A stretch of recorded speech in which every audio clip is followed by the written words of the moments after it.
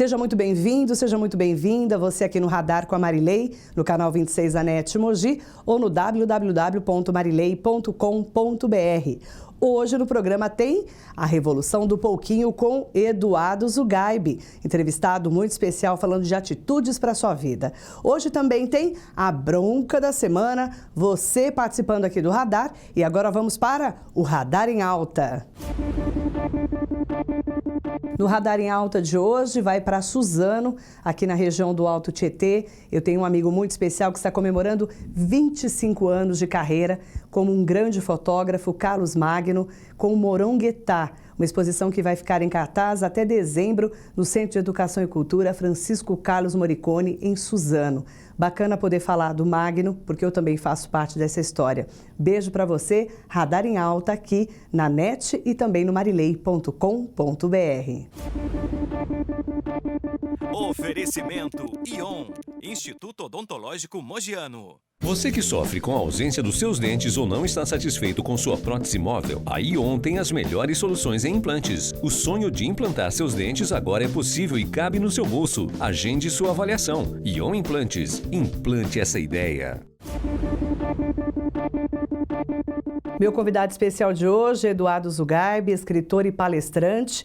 Ele fez a Revolução do Pouquinho e vai contar pra gente como é que um publicitário se transformou em escritor e está palestrando pelo Brasil. Eduardo Zugaib, é um prazer te conhecer de perto como palestrante agora, porque quando eu conheci você, você era só um publicitário. Pois é, Marilei. Você virou escritor e agora virou palestrante? Que história é essa? Bom, de certa forma, eu me considero um profissional de comunicação. Completo agora, né? Agora completo, né? Numa nova fase aí, que é a fase de palestras e treinamentos, né? Onde eu exerço comunicação como talvez em nenhum outro momento da minha carreira, porque ali é tete a tete, é olho no olho, vendo a coisa acontecer e o público reagir na hora, né? Então, isso está sendo uma experiência muito gratificante. Hoje eu estou praticamente vivendo disso, palestras e treinamentos, alavancado pelo processo literário, que é a Revolução do Pouquinho, esse primeiro livro focado nesse público, né? Nesse segmento que é o de autoajuda, motivação, desenvolvimento pessoal. E o resultado está muito bom, está muito bom. Eu estou surpreso. Mas tudo começou ali na publicidade, na criatividade. Você sempre foi muito criativo. Como é que foi da publicidade para chegar lá no professor Eduardo Zugaib? Né? Foi toda uma trajetória, não foi? A docência no ensino superior, eu posso dizer que foi a zona intermediária, né? Foi aquilo que me colocou frente a um público que você tinha que encantar, muitas vezes numa sexta-feira à noite, matérias assim extremamente ásperas, como planejamento estratégico, e você tinha que fazer acontecer. Então você imagina, uma sala com 80 alunos, à noite, sexta-feira, todo mundo cansado, e você tinha que erguer aquela aula e fazer aquela aula se tornar memorável. Então eu posso dizer com tranquilidade que o palestrante nasceu dentro de sala de aula.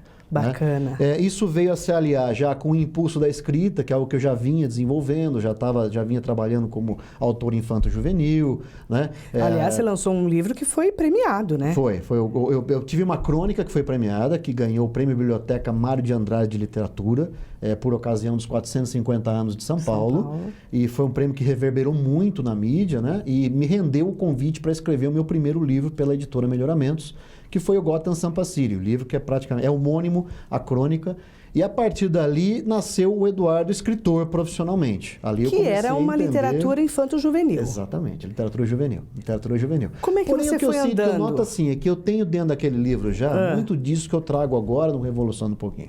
Porque eu abordo muitas coisas relacionadas à autoestima, a crescimento pessoal, a equipe, não talvez com essas palavras mais corporativas, mas dentro de movimentos assim emocionais, trabalhando isso com o público juvenil, que faz ele pensar nisso de um jeito mais reflexivo, faz ele ter um pouco mais assim de cuidado com determinadas questões que dizem respeito ao seu próprio crescimento. E falar em crescimento, né? Quando a gente fala em crescer, você tá ali, né, nos seus quarentão, bonitão e tal, e você fala assim, puxa, eu quero dar um enfoque para esse palestrante que existe em mim. Quando que você virou de professor para palestrante? Qual que foi o pulo do gato? Olha, Marilei, foi quando eu senti esse movimento que eu descrevi para você, sabe? Você perceber que você está dentro de uma sala de aula e as pessoas ali estão querendo mais do que uma aula.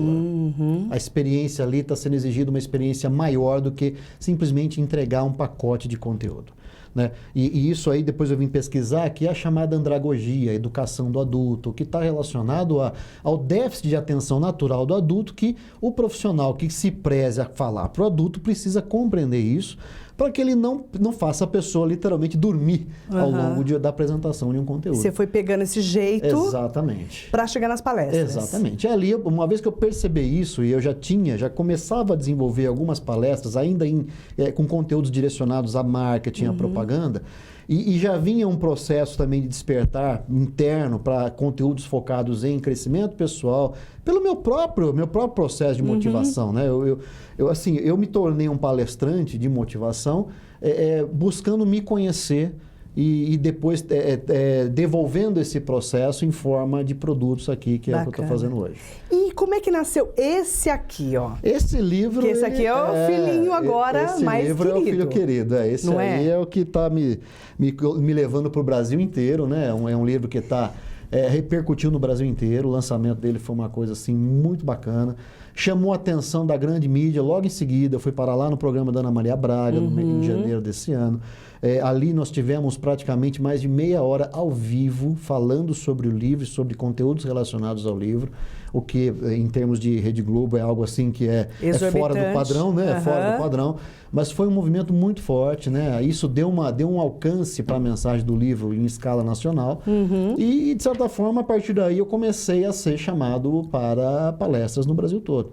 Diversas organizações, instituições, associações, empresas, né? Começaram a perceber o meu trabalho de um jeito mais visceral, um trabalho mais consistente. E o que é a Revolução do Pouquinho? Revolução do Pouquinho, vamos tentar simplificar. É um processo de motivação para uma pessoa extremamente racional. Processo de motivação para uma pessoa racional. Uma pessoa que não se contenta com a superficialidade do discurso da motivação que existe por aí. Existe muita superficialidade. Muito. Né? Então a gente trabalha na Revolução do Pouquinho, aqueles que eu considero os 3 passos de um processo de uma motivação que seja sustentável, que ela vá se alimentando ao longo do dia. E por quê? Normalmente as pessoas atribuem o seu processo de motivação apenas à visão da mudança.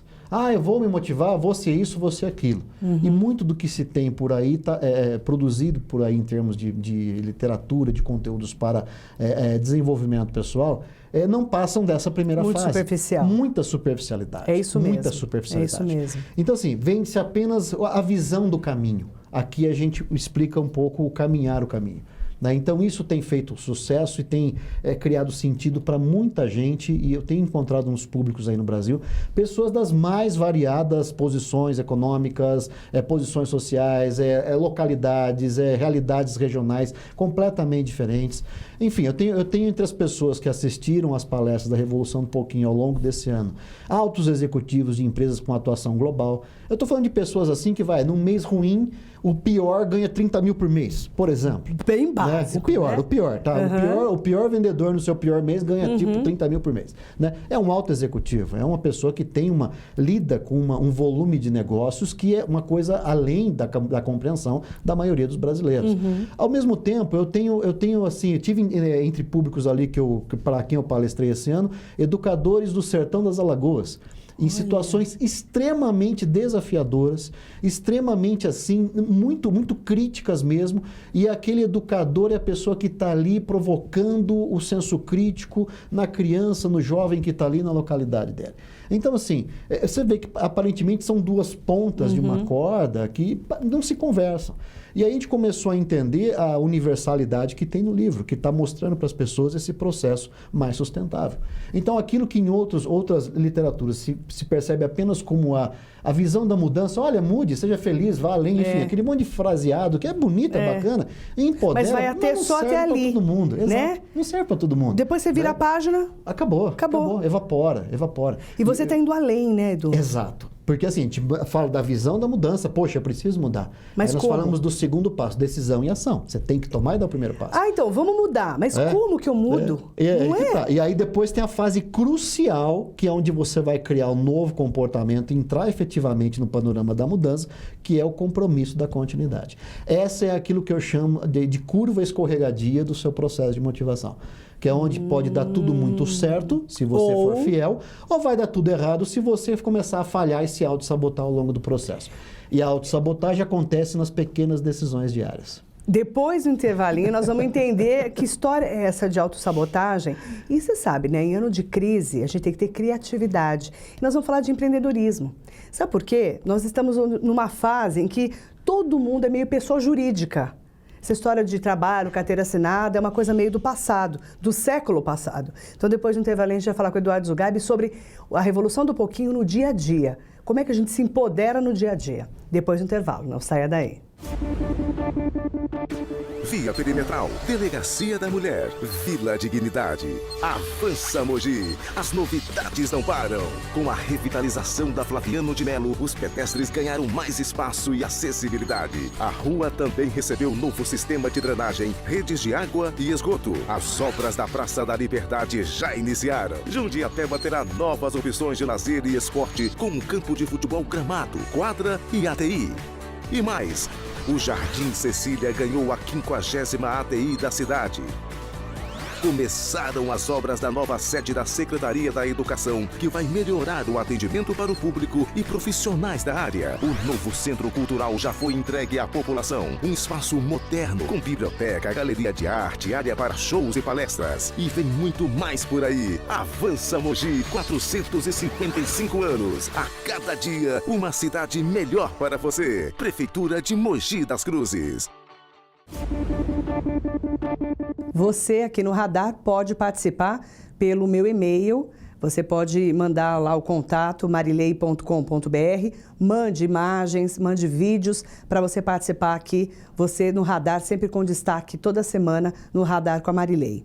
Nós temos a reclamação da semana passada, que é do Marcelo Oliveira, morador do Alto de Piranga de Mogi das Cruzes, que pergunta quando a Prefeitura vai construir uma ATI, uma Academia da Terceira Idade, na Rua Madalena Esguilar, o Amorim, porque ali existe um terreno que poderia receber o equipamento e também ele pede a limpeza da área e pede para que ali seja feita uma academia da terceira idade.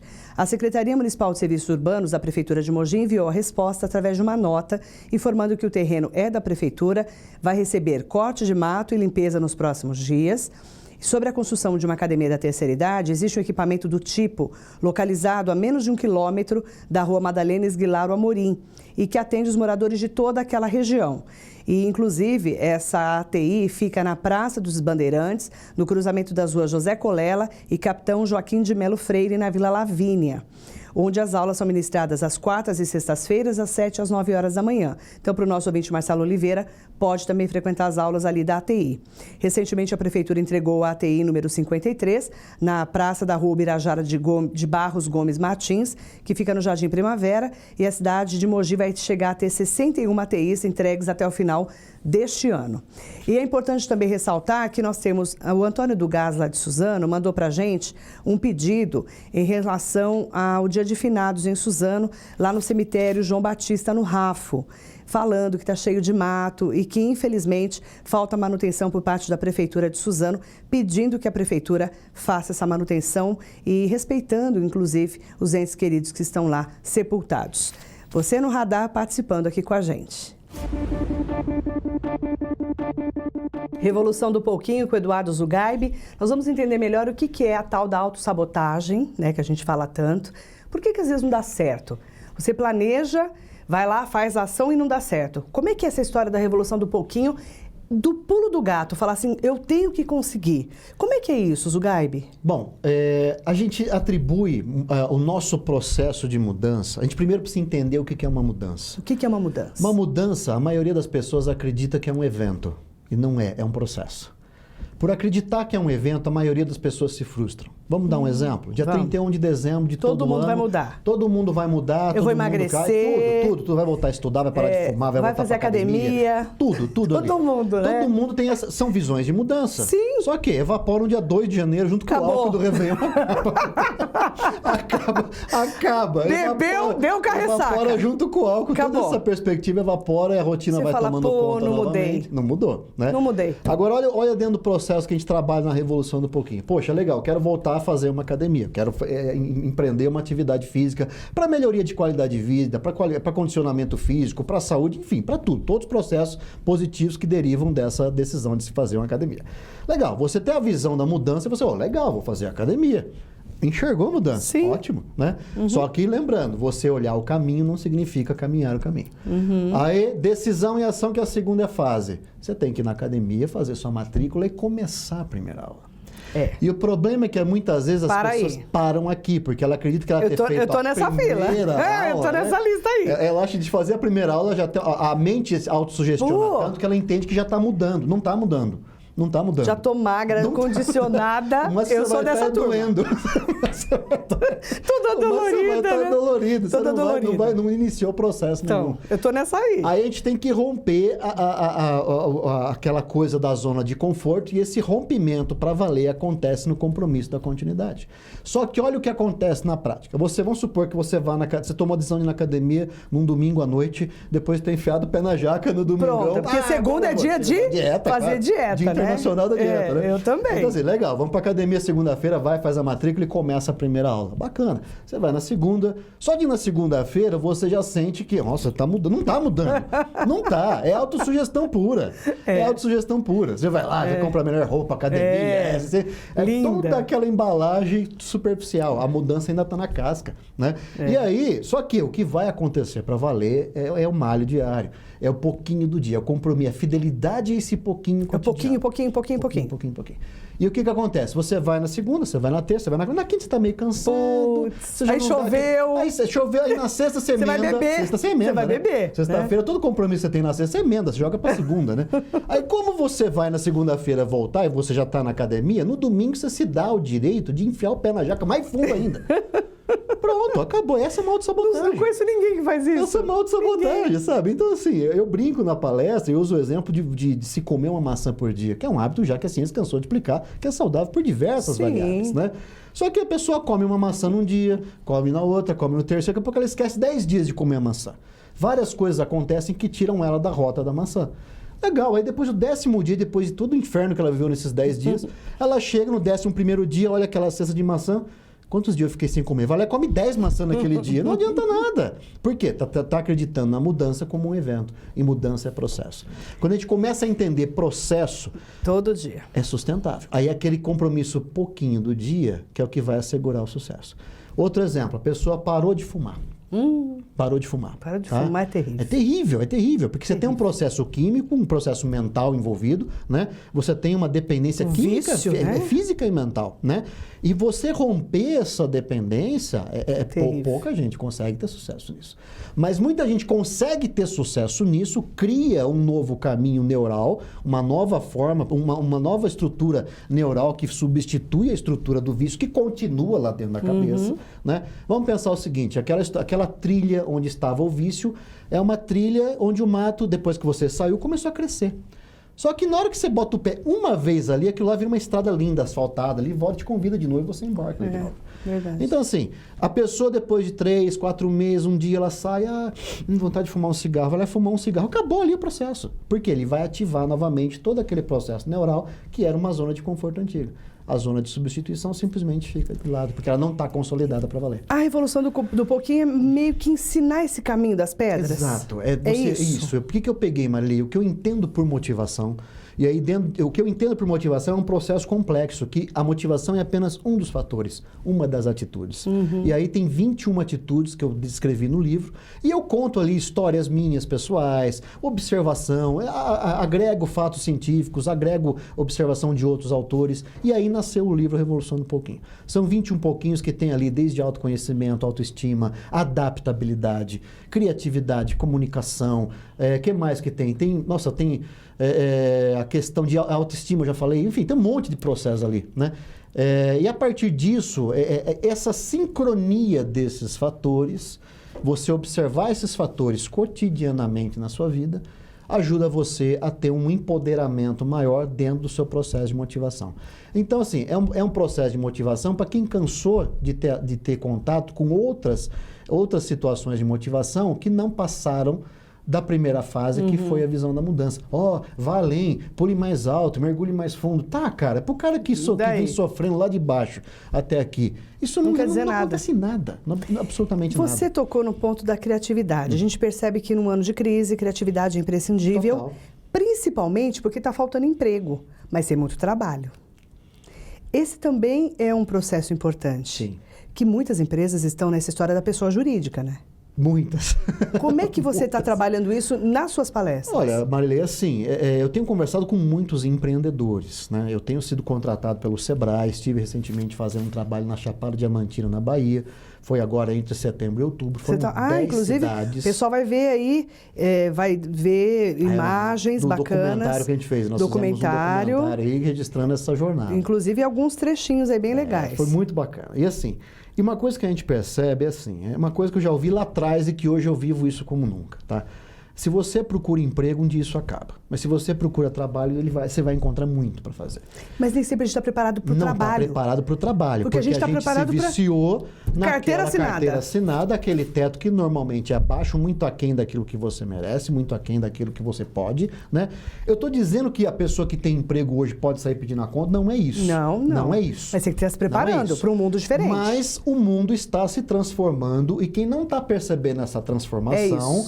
E se não tiver uma segunda via, não tiver uma visão ampliada para isso, na prática não vai mudar nada. Você vai continuar prestando serviço para outras pessoas. Porém, as relações vão mudar. As relações vão mudar. E quem não estiver preparado para digerir essas relações, não consegue. Vai sofrer. Vai sofrer como muita gente está sofrendo. Então, assim, porque pessoas, às vezes, com as mesmas competências técnicas, as mesmas habilidades, e umas conseguem ter sucesso e outras não. E aí, entre inteligência emocional com inteligência. Exatamente. Essa inteligência mesmo do QI e inteligência emocional. Né? O quê? Que é o consciente emocional. Né? Exatamente. O quanto que a gente... o que se destaca é esse emocional, porque aí entra a questão da criatividade. Relacionamentos, não é? A partir da criatividade, a gente pensa que criatividade é algo relacionado apenas a você inventar um produto ou criar uma tecnologia. Não. Criatividade é assim, eu posso dizer que a criatividade ela vem junto com o seu bom humor. E você ter bom humor, você tem leveza na visão. Você ter a visão leve, ter uma relação leve com as coisas, por mais pesadas que elas sejam, você ter uma relação leve, isso te cria novas perspectivas. Você enxerga muito mais caminhos do que aquele mesmo caminho que você estava viciado e que está fechando e que daqui a pouco você não tem mais para onde ir. Então... Revolução do pouquinho. Bom humor tem aí um pouquinho mais de bom humor, um pouquinho mais de criatividade, ótimo tem tudo aí, um presente. pouquinho mais de mudança, é tudo situação aí que... Para quem quiser conhecer a Revolução do Pouquinho no dia a dia, deixa o endereço eletrônico e também para ter contato com você. Tem o meu site, o eduardozugaib.com.br. Ali tem o registro do dia a dia de palestras, agenda, enfim. O registro fotográfico, vídeo de palestras que eu tenho feito por aí. O site revolucaldopouquinho.com.br, que é o site institucional da Revolução do Pouquinho. Estou no Facebook também, enfim, eu sou facinho de achar. Sou facinho. Obrigada. Eu que agradeço. Eu quero agradecer muito e dizer que viver de palestra de escritor é muito chique. É bom demais, é bom demais. Tô adorando. É bom demais e olha, vem a sua Revolução do Pouquinho vai virar um pocão. Tá virando muitão já. Parabéns. E assim, o ano que vem vai ser um ano, para mim, de uma colheita muito forte. Amém. Amém. Pra nós. Obrigada. Um beijo na sua filha linda com certeza, e na sua esposa, Vitória, Silvana. E na sua Vitória. Estão assistindo com certeza. Beijo. Beijão, querida. Eduardo Zugaib, a saída é a Revolução do Pouquinho. De pouquinho em pouquinho vai no pocão dele, tá bom? Um beijo bem grande para Eduardo Zugaib e a gente vai agora para a bronca da semana. Na bronca da semana eu quero falar da Black Friday, que vai acontecer neste ano no dia 27 de novembro, em que muitas lojas, e principalmente nas vendas online, fazem promoções meio que mascaradas, dizendo que deram desconto, mas aumentaram o preço antes para depois baixar durante essa sexta-feira especial, que é uma tradição nos Estados Unidos e que agora no Brasil também está pegando nessa moda do consumidor poder comprar mais barato. Só que tem um detalhe, para que o consumidor realmente compre mais barato e o comerciante, que muitas vezes online ou nas lojas físicas possa levantar o preço para depois abaixar para falar que está fazendo promoção, tem um projeto de lei número 986/2015, de autoria do deputado estadual Estevão Galvão, que é líder do Democratas na Assembleia Legislativa do Estado de São Paulo, que está tramitando na Assembleia Legislativa, em que deve ser votado ainda neste mês para assegurar e garantir mais transparência nas promoções e liquidações oferecidas, tanto pelas lojas físicas, de varejo e online, garantindo que o produto oferecido esteja realmente com preço em condições especiais, para que o consumidor não seja ludibriado. E tem um detalhe, com a aprovação desse projeto de lei, todos os produtos em condições promocionais deverão conter obrigatoriamente o histórico de preços dos últimos 12 meses. Portanto, não tem como o consumidor ser ludibriado e ser enganado, porque durante os 12 últimos meses, esse preço tem que estar alto para depois baixar com 20% a 30% de desconto na Black Friday. E aí, nesse caso, quem vai ganhar é o consumidor com essa nova lei? E fica a dica e a bronca também para esses comerciantes que muitas vezes aumentam o preço e depois diminuem só nessa sexta-feira do dia 27 de novembro. Fica a dica, a bronca é para os comerciantes que muitas vezes aumentam o preço à toa e engana o consumidor. Esse projeto vai ser importante para isso. Fica a bronca aqui da semana. Meu café especial de hoje, direto do Franz Café Mogi, Estiliate Sevi Café, que fica na Rua Barão de Jaceguai, 1657, bem pertinho do Clube de Campo, vai direto para o Ricardo Pedroso, que é presidente do Lions Clube Mogi Itapetí, que está lançando no dia 19 de novembro um calendário inclusivo para deficientes físicos que fazem a diferença em Mogi. São 14 atletas que vão estar nesse calendário, que vai ser lançado para o ano que vem e que a Valeriana Alves, que é a pessoa que cuida, da coordenadoria da pessoa com deficiência aqui de Mogi das Cruzes, fez questão de me convidar e dizer do trabalho. Então, só para a gente ter uma ideia, eu recebi aqui o convite, vai ter lá no calendário o grande Dirceu Pinto, bicampeão paralímpico mundial, campeão pan-americano, para-pan-americano de bote adaptada, medalha de ouro. Vai estar lá também o Rogério de Almeida, da Seleção Brasileira de Futebol de Amputados e atleta também da Secretaria Municipal de Esportes de Mogi. E o Edu Camargo, músico participante do programa The Voice Brasil da Rede Globo, deficiente visual. Pessoas que fazem a diferença e que, na verdade, vão estar nesse calendário inclusivo que vai ser lançado no dia 19 de novembro. Eu agradeço o carinho do convite e, com certeza, hoje tem café especial para vocês. Obrigada pela audiência e pelo carinho. Até a semana que vem. Um beijo e até lá!